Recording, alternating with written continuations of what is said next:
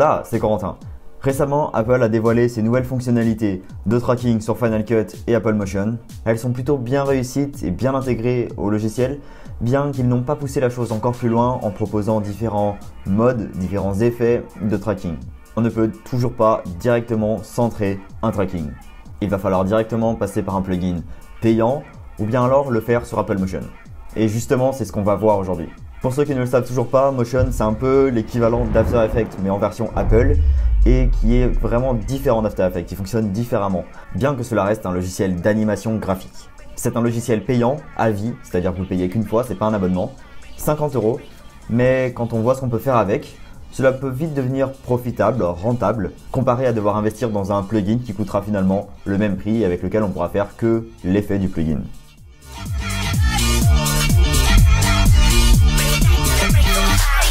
Donc déjà, quand on lance Motion, on va devoir commencer par choisir quel type de projet on va faire. Ici, on va tout simplement faire un projet Motion, les 4 autres étant tout simplement pour faire des plugins sur Final Cut, mais peut-être qu'on y reviendra dans une future vidéo.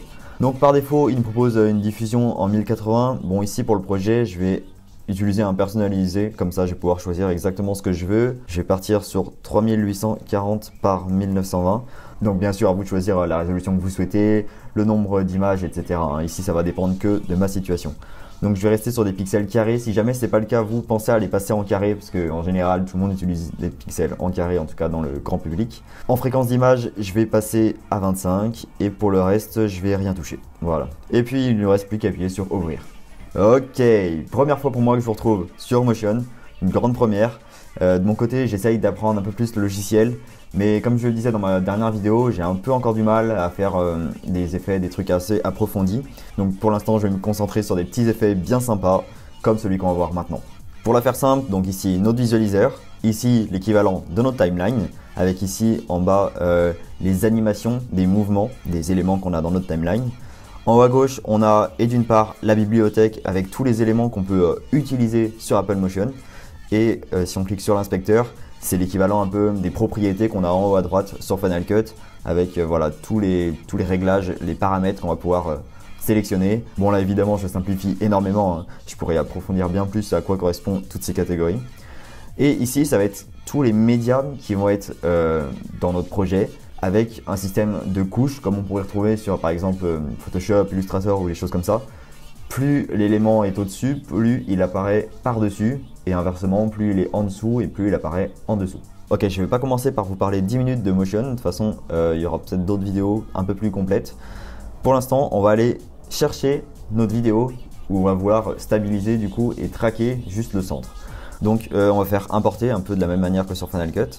Je vais sélectionner ma vidéo et je vais voilà, faire entrer pour l'importer. Donc bien évidemment, il faudrait que les paramètres de votre projet correspondent aux paramètres de votre vidéo. Si vous avez fait un projet en HD alors que votre vidéo elle est en 4K, vous allez voir votre vidéo en gros, il va falloir du coup la dézoomer dans les propriétés ici à l'échelle.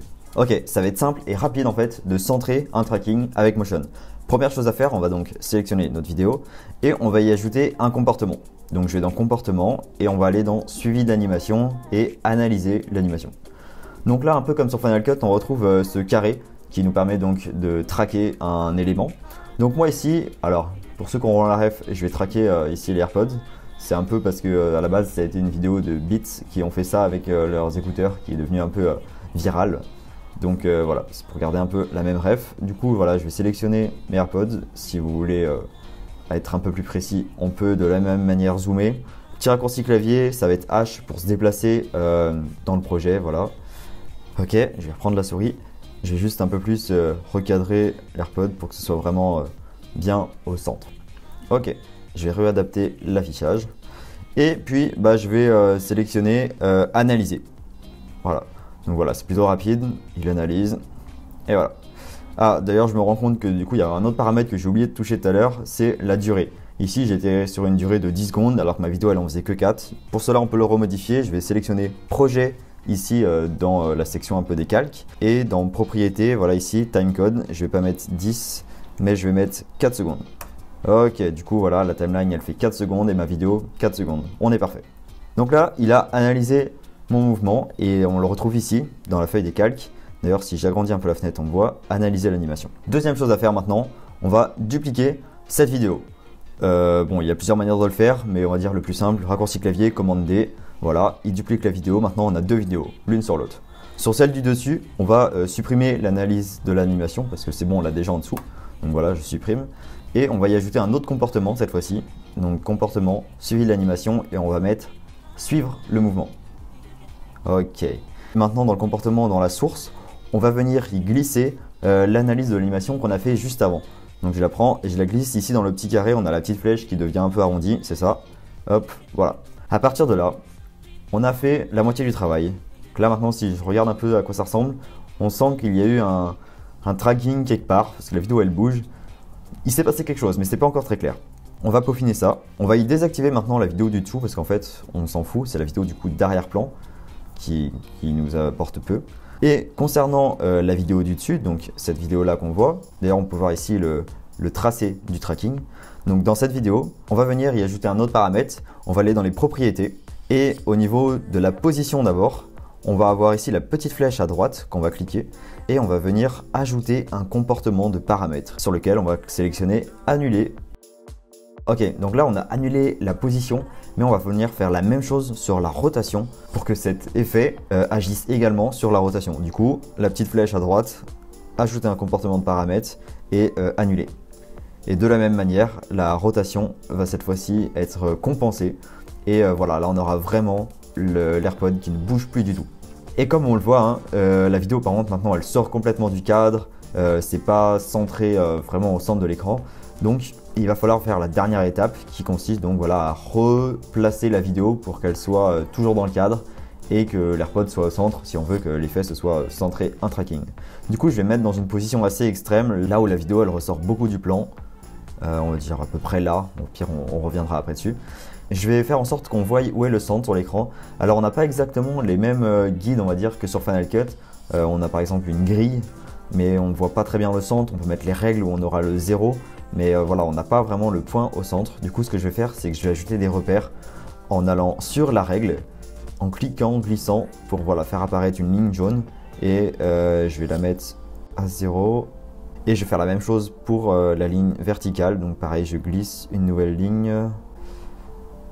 Ok, cette fois-ci, voilà, on a le centre. Et maintenant qu'on a ça, on va venir y sélectionner tout le groupe. Cette fois-ci, voilà, tout le groupe. Comme ça, on a de nouveau des paramètres initialisé parce que le groupe on ne l'a pas touché, donc c'est toujours x égale 0, y égale 0 et l'échelle à 0, etc. Et maintenant on va pouvoir replacer le groupe au bon endroit pour que l'écouteur soit vraiment au centre. Donc voilà, là il est pile au croisement de mes deux lignes jaunes et on va devoir zoomer pour masquer les petites bordures noires parce que ça déborde, donc c'est normal. C'est pour ça que je vous conseille d'avoir un plan avec une bonne qualité, donc au moins 4K ce serait préférable pour pouvoir zoomer dedans sans trop perdre en qualité.